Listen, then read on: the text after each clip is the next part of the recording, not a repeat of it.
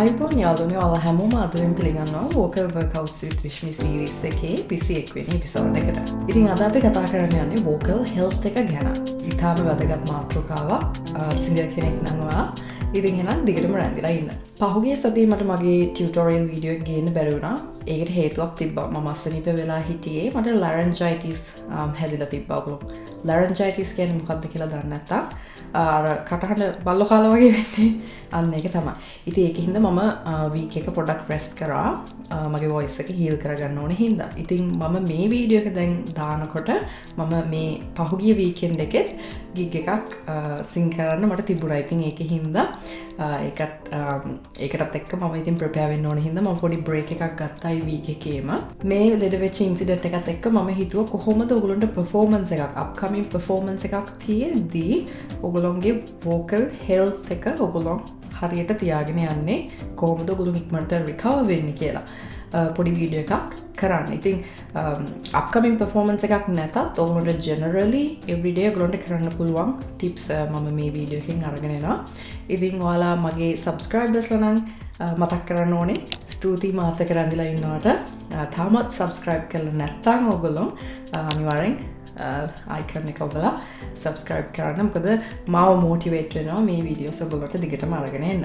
first tip එක තමයි plenty of warm water. මම warm කියලා කියන්නේ hot, ගොඩක් hot වතුර බිව්වහම පෙත්තට උගුර ඩැමේජ් වෙන්න පුළුවන්. ඒ වගේම දත් ඩැමේජ් වෙන්නත් පුළුවන්. pool වගේම hot දේවල් වැඩිපුර බිව්වහම වැඩිපුර රස්නේ. ඒකින්ද warm වතුර අපි පානය කරන්න ඕනේ. general tip එකක් මම දන්නවා. ඉතින් මම කරන විදිහ මම හිතුවා ඔයගොල්ලන්ට පොඩ්ඩක් අද කියන්න. ඉතින් මේ තමයි මගේ යාළුවා. මෙයා මාත් එක්ක හැමතැනම යනවා.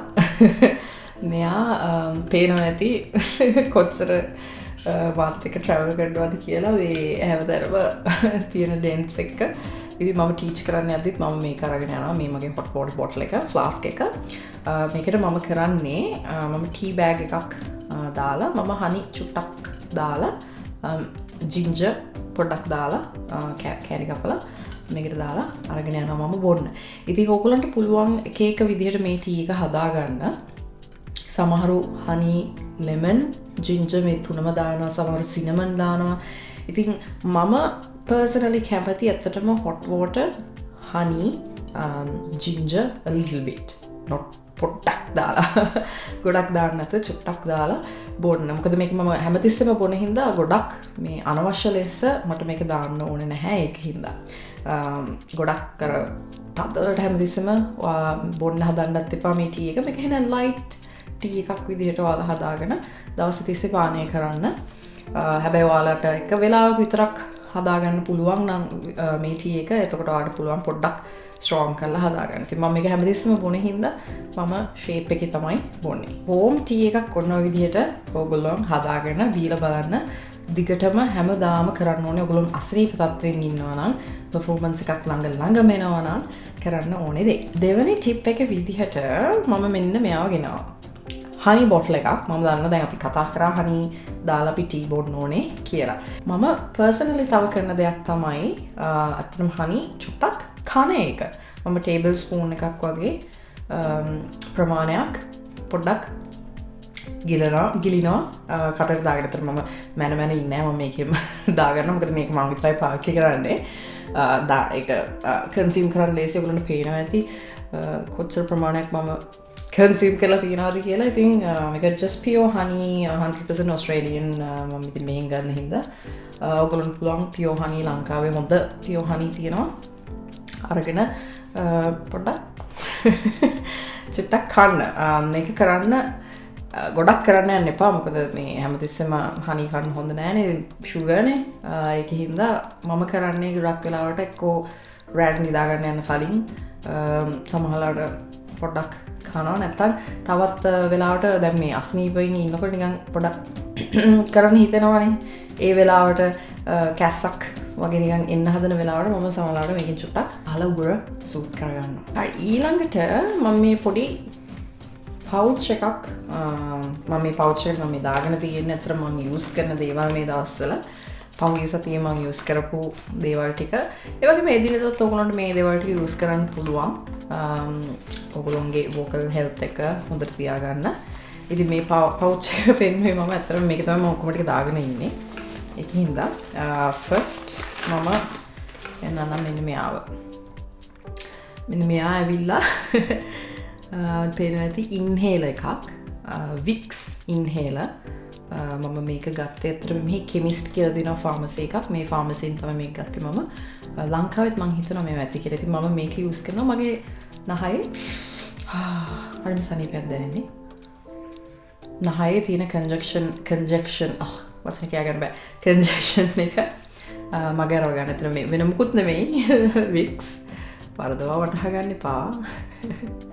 ඉතින් මේක මෙන්තෝල් මේ ස්මෙල් එකක් එන. ඉතින් ඒකේ ඔක්කොම වගේ නහයේ තියෙන මේ බ්ලොක් එක අඩු වෙනවා. ඉතින් මම මේක යූස් කරනවා ගොඩක් වෙලාවට නහයේ බ්ලොක් එක අරගන්න. නිතරම ඊළඟට මම පාවිච්චි කරන දෙයක් තමයි මේ රැට්. මෙන්න මේක. මොකක්ද කියලා බලන්නකෝ. මේක නේසල් ස්ප්‍රේ එකක්. රෑ නිදා ගන්න යන්න කලින් මේක වාට යූස් කරන්න පුළුවන්. මේක ඇත්තටම කිසිම සයිඩ් ඉෆෙක්ට් එකක් නැහැ. මේක මම ගත්තේ ෆාමසි එකකින් over the counter. මේක non medicated, breathe easier naturally. So මේක හොඳයි වගේ cold and flu එක අඩු කරන්න, hay fever, again pollen allergies order දෙනවා නම් ඒකේ අඩු කරගන්න, ඒ වගේම වගේ sinus අඩු කරගන්න, promotes nasal health and helps neutralize acidity in the sinus cavity. ඉතින් මේක acidity එක වගේ sinus cavity එකේ තියෙන අඩු කරනවා. මොකක්ද මේකෙන් වෙන්නේ කියලා මම ඔයාලට explain කරොත් මේක ඇත්තටම මෙහෙම නහයට දාලා මේක මෙහෙම පම්ප් කරන්න තියෙන්නේ. එතකොට මේ nasal sinus cavity එක clean කරන එක තමයි මේ water එකෙන් කරන්නේ.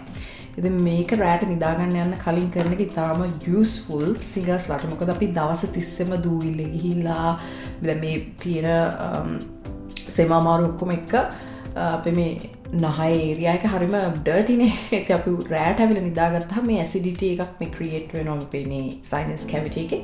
අපි නිදාගත්තාම ඒක අපි මේ vocal tract එක දිගේ ගිහිල්ලා අපේ vocal folds වලට මේ fluid එක යනවා. ඉතින් හිතා ගන්න පුළුවන් නේ මොකද වෙන්නේ කියලා. එහෙම ගියව ගමම infect වෙනවා ඔයාලගේ vocal folds. ඉතින් ඒකෙන් හින්දා ඒක prevent කරන්න තමයි මේක use කරන්නේ. ඉතින් මේක adults ලාට නම් මම හිතන්නේ 2 to 6 sprays per nostril පුළුවන් කරන්න. බය හිතෙනවා දැක්කහම මමත් first time කරද්දි මට බය හිතුණා. ඒ වුණාට ඇත්තටම කියන්න ඕනේ වගේ කීමෙන් රිදෙන්නේ නැහැ. එහෙම ප්‍රෙස් කරද්දී මට දැන් කරලා පෙන්නන්න විදිහක් නැහැ. මොකද මේක මේ පැත්තෙන් මම මෙහෙම කරාට පස්සේ ඔයාගේ මේ nostril එකෙන් ඔයාගේ liquid මේ liquid එක clean වෙලා එනවා. එළියට ඉතින් ඔයා මේක washroom එකක් ට ගිහිල්ලා හරිය නැත්නම් tissues තියලා ළඟ තියාගෙන තමයි කරන්න ඕනේ. ඒක පොඩ්ඩක් it's not pleasant to watch. ඒකින්ද මේ මම මේ ඇත්තටම මේ ඕස්ට්‍රේලියාවේ තියෙන බ්‍රෑන්ඩ් එකක් මම මේ over the counter ගිහිල්ලා අරගත්තේ. දැන් මේ ටිකේ මම මේ use කරනවා මේක. මේ මොකද upcoming performing එකේ ඉක්මනට මට මේ congestion එක මේ ඔක්කොම ටික හොඳ කරගන්න ඕනේ හින්දා ඉතින් ඔයගොල්ලන්ටත් පුළුවන් මේක ඒ වගේ performance එකක් ළඟ එද්දී වගේම daily ඒ කියන්නේ ඔයගොල්ලෝගේ එදිනෙදා life එකේදීත් මේක සැරෙන් සැර ඔයගොල්ලන්ට පොඩ්ඩක් නහය තේරෙද්දී use කරලා break කරගන්න පුළුවන්. මම ආයෙ පෙන්නන්න. මෙන්න මේක තමයි මම use කරන්නේ. මේ ඊළඟට අපි කාගෙත් යාළුවා ලංකාවේ මම හිතන්නේ මම මෙයාව දීට ගන්න කලින් ඕකේ ටඩා මේ අපේ අමියෝප එකක් මට මේ ඇක්සොයිල්. ඉතින් මේක මම කොහොමද ගන්න? මේක මෙහෙම චුට්ටක් මම අරගෙන මෙහෙම කන දෙපැත්ත ගා ගන්නවා. ඒ වගේ මේ නාලේ ගන්නත් පුළුවන් ඔයගොල්ලන්ට තාම ඉෆෙක්ටිව් හින්දා. තව මම කරන දෙයක් තමයි මේක හොඳට අරගෙන මම මේ මගේ vocal cords මේ ඒරියා එකේ හොඳට ගන්නවා. මේක මම කරන්නේ රැට විතරයි. හැමතිස්සම මම කර ඉන්නේ නැහැ. මම රැට පොඩ්ඩක් කරා මේ ටිකේම. එතකොට හොඳ රිලීෆ් එකක් හම්බ වෙනවා මේකෙනොත්. මතක ඇතුව මට මූඩි වහලා තියාගන්න. මොකද මේක මේ නැත්තම් සැර යනවා කියලා කියනවනේ අපි. මේ ඉතින් මේක normal Axoil එකක්. මුකුත් ස්පෙෂල් නෑ. cold and headache වලට රිලීෆ් එකක්. ඉතින් ගොඩක් අය මේක යූස් කරනවා අඩුයි. ඒ කියන්නේ අතරම හොඳ ප්‍රොඩක්ට් එකක්. ඒක හින්දා අනිවාර්යෙන් මේකත් මං ගාව තියෙනවා. ඉතින් කොහොම තමයි මගේ පවුච් එකේ විස්තරේ මම යූස් කරන එක. ඉතින් අවසාන විදිහට පොඩි ලොකු ගැජට් එකක් පෙන්නන්න තියෙනවා. පොඩකින්. ටඩා! මේ. ඉතින් මේ ඇවිල්ලා ඔයගොල්ලෝ දන්නද facial steam එකක්. මම මෙයාව නම් මේ ගත්තේ Amazon එකෙන්. Not sponsored. ස්පොන්සර් කරලා නැහැ. මම මේ just මගේ සල්ලි වලට ගත්තේ. ඉතින් මේක මෙහෙම ගලවලා මෙතනට වතුර fill කරලා මේ steam එකෙන් තියෙන lock කරලා මේ මේකේ තියෙනවා stages මම පේනවා ඇති දෙකක් මේ විදිහට. ඉතින් මේක හරියම effective. මොකද මම ඉස්සර මම බෝල් එකට දාලා එහෙම කරා. නමුත් ඒක කරාම ඔයාට ගොඩක් අර කොහොමද කියන එක ඒ හුමාලේ ඉතර වෙලාවක් ලාස්ට් වෙන්නේ නැහැ. ඉතින් මේක හොඳ වෙලාවක් ලාස්ට් වෙනවා. ඔයාට ඒ වතුර පොඩ්ඩ මෙතන මෙහෙම මැද කප් එකක් තියෙනවා. ඒකෙන් මේ ස්ටීම් එක ඔයාගේ ගානට ෆේස් එකට ඩයිරෙක්ට් කරනවා. ඉතින් මම කරන්නේ මෙහෙම මේ ගානට වගේ මේක ඊට තුවායක් රූටින් එක දන්නවනේ. තුවායක් උඩින් දාලා මම හොඳට ස්ටීම් කරනවා. මම කියලා කට ඇරලා මගේ ටං එක පොඩක් ෆ්ලැට් කරලා මම හොඳට මේක උගුරටත් යවනවා. කියලා පොඩක් කැස්සෙයි කමක් නෑ ෂේප් එකේ හිමීට කරන්න. කියලා ඊපස්සේ නහයි.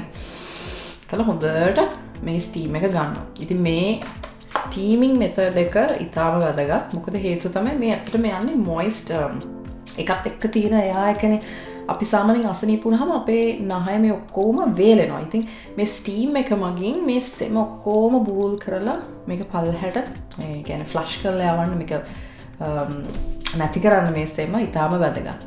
ඉතින් මගේ කන්ඩිෂන් එකේදී මට උනේ මගේ vocal folds inflame වෙලා තිබ්බේ ඉන්ෆර්මේෂන් එකක් ඇවිල්ලා තිබ්බේ මේ laryngitis vocal overuse කරලා පොඩ්ඩක් එක දිගට කතා කරලා වැඩි වෙලා ඒත් එක්කම මේ weather changes එක. ඉතින් ඒකත් එක්ක මට මේ ස්ටීම් කරපු එකෙන් ගොඩක් හොඳ රිලීෆ් එකක් තිබ්බා. මගේ vocal cords මට තේරුණා එකෙන් හොඳට රිලැක්ස් වෙනවා කියලා මසල්ස් උනත් හොඳට ඒ ස්ටීම් එකෙන් රිලැක්ස් වෙනවා. ඉතින් අනිවාර්යෙන් ස්ටීම් කරන්න ඕනේ. දවසට දෙපාරක් උපරිම කරන්න පුළුවන් නම් තව 3 පාරක්වත් කරන්න දෙපාරක්වත් අනිවාර්යෙන් කරන්න.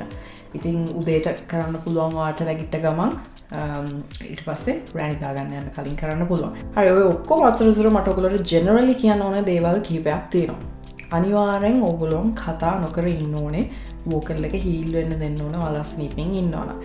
ස්පෙෂලි සෙම එහෙම තියෙනවා නම් ඔයගොල්ලෝගේ වොයිස් එක ඕකේ බට් සෙම මේ ක්ලොග් වෙලා එහෙම තියෙනවා නම් ඔයගොල්ලන්ට පුළුවන් නම් කොට්ට දෙකක් තියලා නිදා ගන්න. ඉතාලම හොඳයි. මොකද එතකොට ඔයාලගේ මේ ඉන්ෆර්මේෂන් එක vocal cords වලට ගිහලා vocal ඉන්ෆර්මේෂන් එකක් වෙන්න කලින් ප්‍රිවෙන්ට් කරගන්න පුළුවන්. ඒ වගේම අර nasal spray එක use කරලා clean තියාගන්න ඔයගොල්ලෝගේ sinus cavity එක.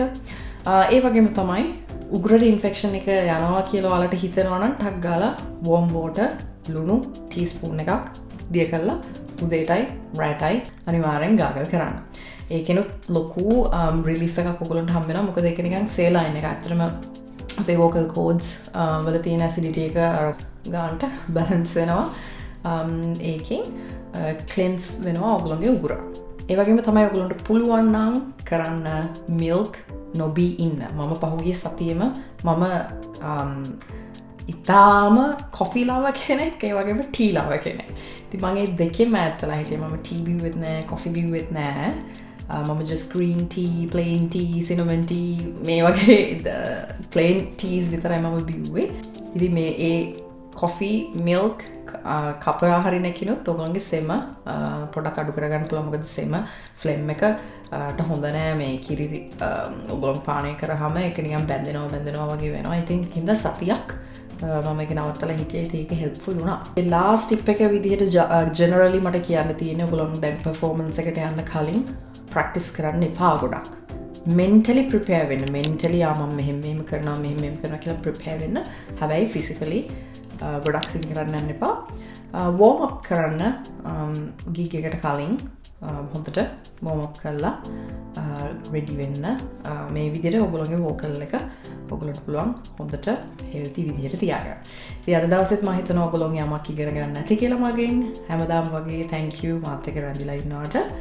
එහෙනම් ලබන සතියේ තවත් වීඩියෝ එකකින් හම්බ වෙනතුරු ඔයගොල්ලෝ හැමෝටම සුබ දවසක්.